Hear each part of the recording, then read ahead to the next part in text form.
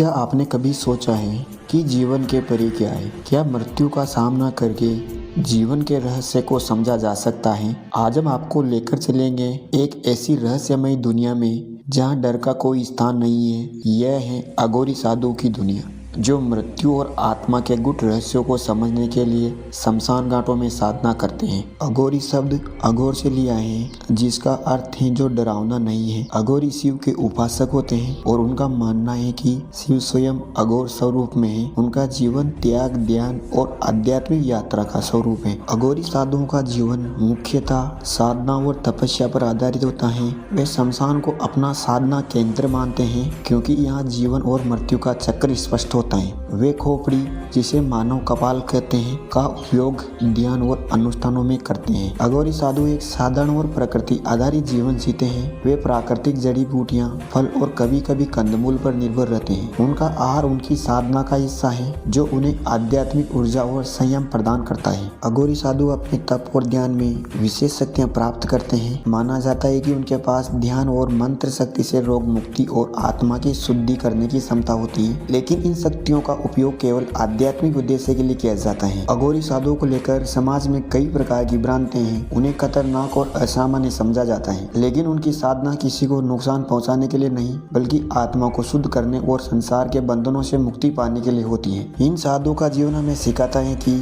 संसार में डर और मोह से परे आत्मा और परमात्मा के बीच गहरे संबंध को समझा जा सकता है। उनका जीवन एक साधना है, जो हमें जीवन और मृत्यु के चक्कर को स्वीकारने का पाठ पढ़ाती है। इनका जीवन मात्र रहस्यमय नहीं है, बल्कि गहन आध्यात्मिकता और तप का प्रतीक है। उनका त्याग और साधना हमें सिखाता है कि संसार के बंधनों से मुक्त होकर आत्मा और परमात्मा का संबंध स्थापित करना संभव है। हमारा ये वीडियो आपको कैसा लगा? क्या आप अघोरी साधुओं के रहस्य जीवन के बारे में और जानना चाहोगे? अपने विचार हमारे साथ कमेंट में साझा करें।